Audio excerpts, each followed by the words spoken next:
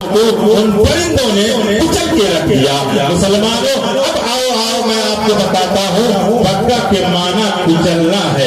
इसका मतलब ये है कि परवरदिगारे आलम ने इस शहर में एक घर फरिश्तों से तामीर करवाया, उसके बाद उसकी तामीर आदम और हव्वा ने की, उसके बाद गाहे बगाहे अंबिया किराम उसकी तामीर करते रहे। उसकी हिफाजत की जमानत परवरदिगारे आलम ने खुद ली और ये वादा फरमा लिया, ऐ लोगों अगर तुम गलत निगाह से देखोगे तो तुम्हारी निगाह खोल देंगे, अगर गलत इरादे से चलोगे तो तुम्हारे पाँव को तोड़ देंगे, अगर तुम ताकत के साथ चलोगे तो मामूली परिंदों से तुम्हारी पूरी ताकत को कुचल करके इसको नाबूद कर देंगे। इसी बुनियाद पर उसको बक्का कहा गया और उसी को हम और आप मक्का के नाम से जानते हैं। मोहतरम पैगंबर इस्लाम जनाब मोहम्मद रसूलुल्लाह सल्लल्लाहु तआला अलैहि वसल्लम इरशाद फरमाते हैं, जो इंसान हज या उम्रा कर लेता है वो गुनाहों से पाक और साफ हो जाता है। मुसलमानों, आओ देखो हज का उम्रा का तौर तरीका जामिया नूरिया फैजाने पंजतन में बता दिया गया, लेकिन मैं फजीलत बता रहा हूँ। और मक्का को मक्का क्यों कहा जा रहा है? उसी घर में एक हजरे अस्वद नसब है। इंसान जब जाता है वहाँ खाने काबा की जियारत करता है, उसका तवाफ करता है, उसका चक्कर लगाता है, जब हजरे अस्वद के करीब जाता है तो उसे चूमने की कोशिश करता है, अगर चूम नहीं पाता है तो इस्तिलाम करता है। जितनी बरकतें चूमने में है उतनी ही बरकतें इस्तिलाम में भी है। जिस कदर चूमने से हजरे अस्वद इंसान के गुनाहों को चूस लेता है, उसी ढंग से इस्तिलाम से भी उसके गुनाहों को चूस लेता है। मतलब ये है उस शहर में एक ऐसा घर है जो इंसान उसकी जियारत के लिए जाता है, जियारत करके उसका तवाफ करता है, तवाफ करने के दरमियान खाने काबा में जो हजरे अस्वद नसब है उसका इस्तिलाम करता है। उसकी बरकतें ये है उस इंसान के गुनाहों को वो घर चूस कर पाक और साफ कर देता है। इसी बुनियाद पर उस शहर को मक्का, मतलब ये है कि वो घर जो गया परवरदिगारे आलम उसकी जियारत की बरकतों से उस इंसान के गुनाहों को चूस लेता है, इसलिए उसे मक्का कहा जाता है। मक्का इसलिए कहा जाता है जो भी इंसान गलत इरादे से जाता है परवरदिगारे आलम उसे कुचल करके इसको नाबूद कर देता है, इसलिए उसे मक्का। दरूद पाक पढ़िए, अल्लाहुम्मा सल्ली अला सय्यिदिना व मौलाना मुहम्मद व बारिक वसल्लम सल्लु अलैहि सलातन व सलामन अलैका या रसूल अल्लाह सल्लल्लाहु तआला अलैहि वसल्लम। हज़रात, इनकी औलादों ने, इनकी पीढ़ियों ने इस जलसे का इंतजाम, जलसे का एहतराम किया, इसलिए किया कि हमारे वालिदैन करीमैन नेक इरादे से मक्का और मदीना के सफर के लिए निकलने वाले हैं। मोहतरम, उस सफर से पहले मिलाद शरीफ किए हैं और आपके लिए खाने का इंतजाम किया, अच्छे गोश्त का इंतजाम किया, अच्छे शामियाने का इंतजाम किया, अच्छे पानी का इंतजाम किया। मैंने पूछा उनकी औलादों से, जरा बताओ आपने उम्दा तरीके का खाने का इंतजाम क्यों किया, अच्छी बिरयानी, अच्छे पकवान का इंतजाम क्यों किया, अच्छे शामियाने का इंतजाम क्यों किया, ये अखराजात क्यों किया? मुसलमानों, आओ देखो उनका जवाब ये होगा।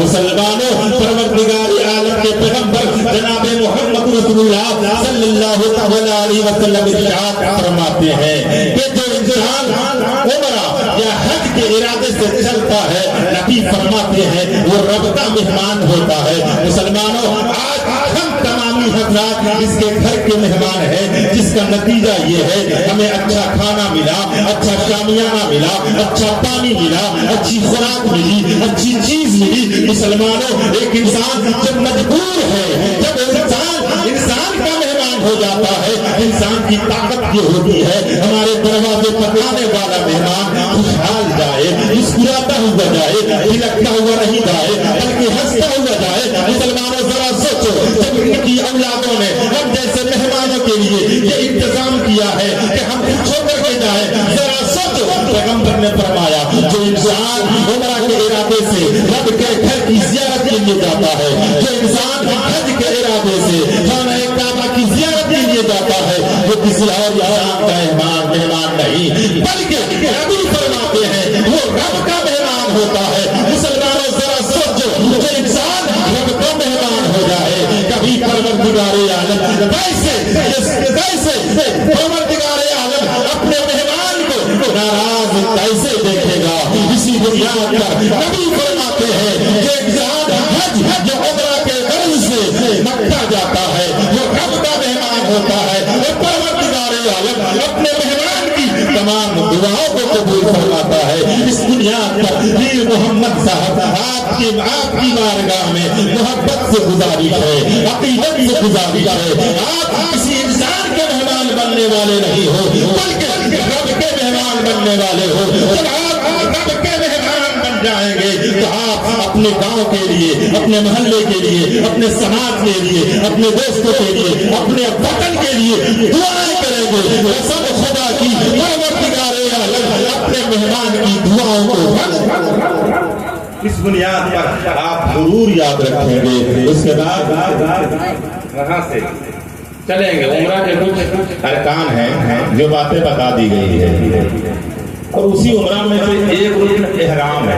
क्या है? एहराम। एहराम दो कपड़ा है, एक लुंगी है, एक चादर है। कैसे बांधना है सारी चीजें इनको बता दी गई है। लेकिन एहराम का माना होता है अपने ऊपर हराम कर लेना। एहराम का माना क्या है? हराम कर लेना। अब यूं ही हालत एहराम में आता है बहुत सारी चीजें जो पहले जायज थी। एहराम की नियत से उस कपड़े को पहनने के बाद, एहराम की नियत करने के बाद बहुत सारी जायज चीजें नाजायज हो जाती है। मिसाल के तौर पर अब वो मैल साफ नहीं कर सकता है, जूई को नहीं मार सकता है, जानवर ज़बह नहीं कर सकता है, बाल खुद से नहीं काट सकता है। ये सारी चीजें हैं, इसी बुनियाद पर उसे एहराम कहा जाता है। अब आओ वहां से हमारे चचा नबी की बारगाह में पहुंचेंगे। कसम खुदा की नबी की बारगाह वो बारगाह है, वहाँ क्या कहना, वहाँ की बरकतें, वहाँ की रहमतें, वहाँ के अदल व इंसाफ तो कौन बयान कर सकता है मुसलमानों। वहाँ के अदल व इंसाफ का एक मुख्तसर वाक़या आप देखो।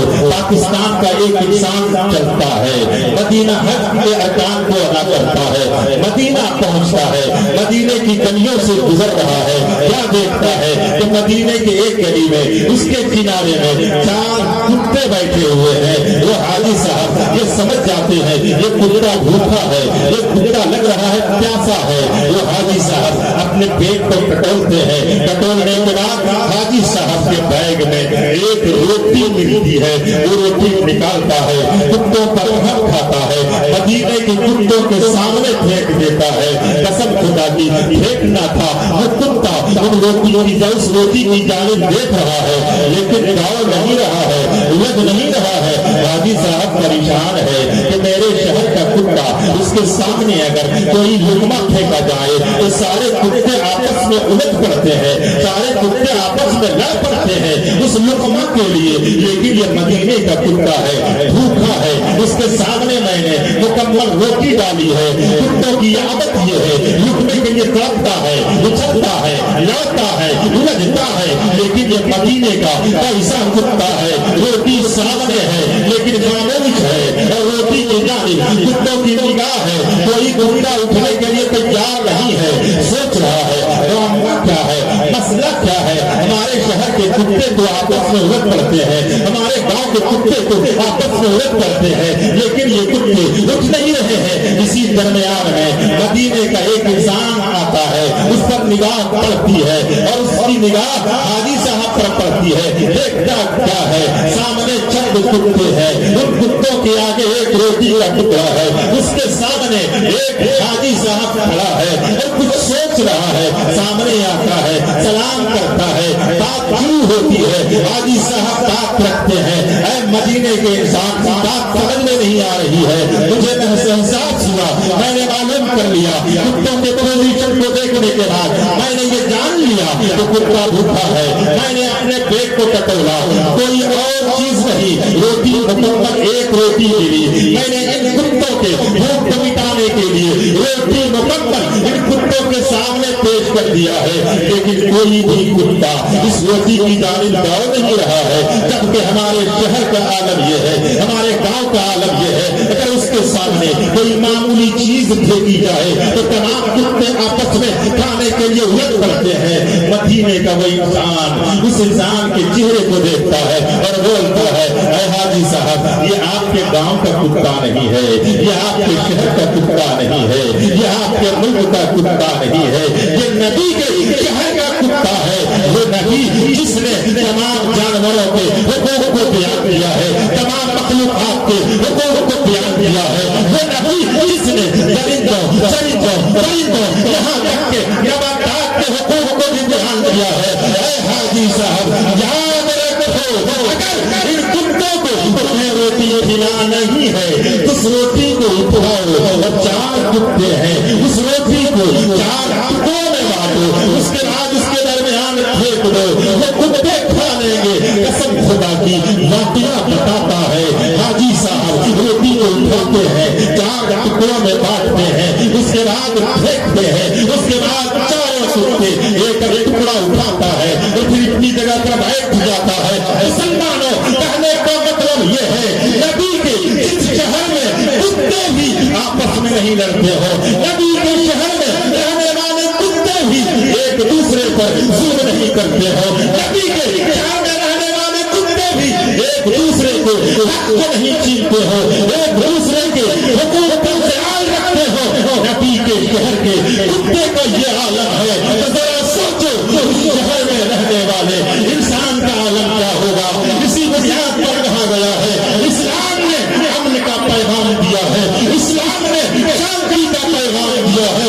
وہ کتا دنیا والوں کو پیغام دے رہا ہے، لوگوں سنو، تم نے اسلام کا ڈھنگ سے مطالعہ نہیں کیا ہے، تم نے نبی کی تاریخ کو پڑھا نہیں ہے۔ اگر تم نبی کی تاریخ کو پڑھتے تو تمہاری انگلیاں، تمہاری زبانیں، تمہاری نگاہیں مذہب اسلام کے اصول پر کبھی درود پاک پڑھیے، اللہم صلی علی سیدنا مولانا